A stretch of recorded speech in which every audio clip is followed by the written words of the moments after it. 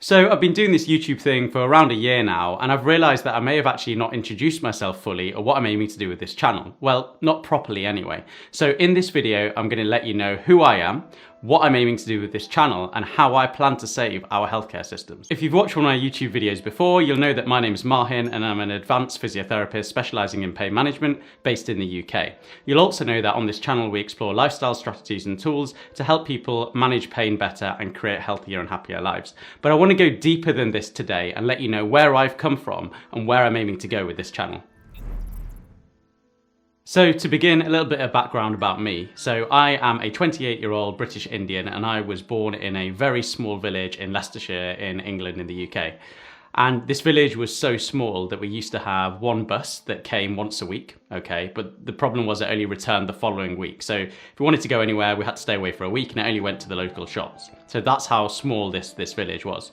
But I grew up here and played a lot of sport throughout my school years, mainly cricket, which remains a massive passion of mine, and you'll probably see that with references in my videos. I also remember spending my school holidays, playing outdoors with my friends, building dens and tree houses, or playing football in the park. I went to the University of Birmingham in 2012 to study physiotherapy. My parents told me that I always wanted to do physio from a young age, and I put this down to two reasons. Firstly, I really like sport, as I mentioned, and I saw physio as a really good way to be involved with that.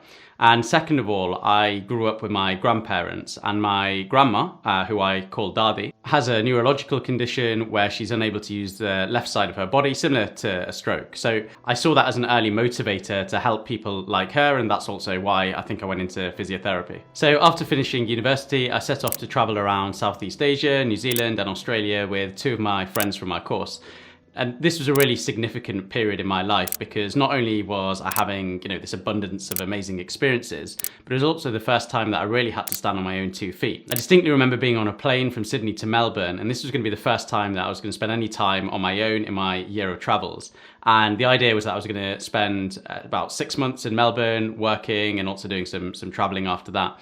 But I only had about £50 in my bank account at the time and I had no job lined up for when I got to Melbourne. But fortunately, after a few days of landing, after sending out loads and loads of job applications, I landed my first job working in sales. Now this job was selling perfume and aftershave in shopping centres. Yeah, I was that guy, as you're walking through the shopping centre, you're called over to try and, try these products and these aftershaves and they tried to sell it to you. So yeah, I was one of those annoying guys and I was working on commission only. Now, I wasn't selling cars here, I was selling perfume and aftershave, so you can imagine the kind of commission that I was earning. It wasn't great. In addition to this not so glamorous job, I was also working at the weekends as a bartender and part of the waiting staff, just so I could try to make ends meet, but I still was barely even covering my rent at the hostel that I was staying at. So I made a decision, and after a couple of months, I quit both jobs and I said to myself, I'm either gonna find something that pays better or I'm gonna go back to England because I wasn't really seeing any of the city, any of Melbourne that I wanted to see because I was working 7 days a week. So I thought, what's the point? I'll either go back or I'll find a better job. Thankfully, a week later, I secured a much better job selling electricity and gas door to door. Now I know this doesn't sound great, but I actually really enjoyed this job. I had a really good team around me. We had a lot of fun and I also earned some good money and a lot of that was through bonuses and commission as well. So I spent the next 6 months in Melbourne before setting off to Bali and traveling up the east coast of Australia before heading home back to the UK. But why am I telling you all of this? Well, those jobs, although far from easy or even tolerable at times, set me up with some really good skills that I took into my career as a physio and are partly responsible for the success that I've had in my own career, but also with patients. In 2020, at the age of 26, I became one of the youngest advanced practice physiotherapists in the UK and the youngest independent physio prescriber. Working in sales and as an events assistant meant that I was coming across a wide range of people from a variety of backgrounds in a country that was new to me. So I really learned some good communication skills there. And what's even more important is it helped me learn what motivates people and also to sharpen my own sales skills. Something that I've learned about myself very recently with the help of a mentor is that my biggest strength that I use day to day is my ability to bring people along with me on a journey or a concept that I'm proposing. And this is the reason I've done well as a physio and particularly in pain management, because often I have to propose a new way of people approaching their chronic pain and shifting from a biomedical approach to living well alongside their pain, which is not an easy thing to do. And I think those skills that I learned while I was away really really have helped with that. And where I previously thought that I was just an alright physio, I can now see that my biggest strength within the wider title of physiotherapists is actually my ability to connect with people quickly and bring them on board with my ideas. And this is something I can now take into other roles in my career or even in my personal life as well. I'm really fortunate to have progressed so rapidly within my career, doubling my starting salary with this company within 2 years. And this has been down to a combination of hard work, taking opportunities when they presented themselves,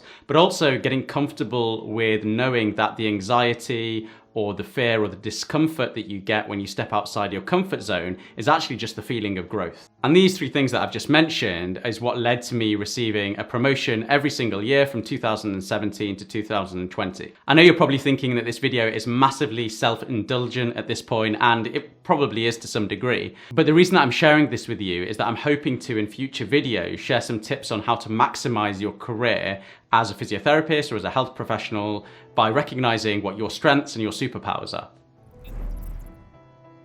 I talked about sales skills earlier, but why are sales skills so important as a physiotherapist? Well, unfortunately, we live in a world where if anyone has a problem related to their health or their fitness, they will seek a resolution from a professional before looking at their own lifestyle and making changes there. This professional then may suggest a medication, an injection, or anything like, acupuncture, ultrasound, or massage that may temporarily fix the issue, but then that problem returns. Now, I want to be very, very clear here. This is the way that we as a society and a health system have become over-medicalised. Often the intervention suggested will plaster over the issue for a short period of time, but it won't address the underlying cause. And this is unfortunately the case for most long-term conditions, whether that might be diabetes, anxiety and depression, or even chronic pain. Then after a while, the issue will reappear and it's another visit to that professional who then may suggest an alternative treatment or a stronger treatment, whether that's a stronger medication, that will again plaster over the issue for a short period of time before the issue arises again, and that cycle just continues. I've talked about how this happens in relation to medication and the medication treadmill that people find themselves on, and I'll leave a link to that in the description below of that previous video.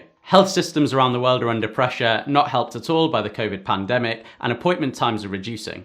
It's far more time consuming and difficult to have a conversation around lifestyle and behavior change than it is to prescribe a medication. And this is why sales skills are so important. As medical care advances, it's becoming increasingly easy to take the passive option over the active option and make changes to our lifestyle. And just to give you an example of how I see this day to day, so all patients referred to me have been referred by their GP. And when I look at their medical history, I'm constantly amazed to see the amount of medications that people are taking and the long-term conditions that they're presenting with. And it always makes me wonder, what would be different if people had access to improving their health earlier? And would they be sitting in front of me today? And the answer is probably not. The majority of people I see day to day have at least 2 long-term health conditions and are on 3 or more different types of medication. When I ask them whether they've received any other guidance on improving their health other than medication, the majority say they never have. So to ease the pressure on our healthcare systems, reduce our own risk of disease, and improve our own health and our community's health, we need to take action today, take responsibility, and also look at how we can make these lifestyle changes. It's never too late to improve yours or your patient's health, even if living with a long-term condition. And that's really, really important here. This video is not designed to shame those people with long-term conditions, and I really hope that it isn't coming across like that. What I'm saying is, as a society, we are actually becoming over-medicalised now and taking passive options more than we used to before. And we need to make a conscious effort, because although we are living longer as a population, we aren't necessarily healthier. And that's really important. And we need to look at why that might be.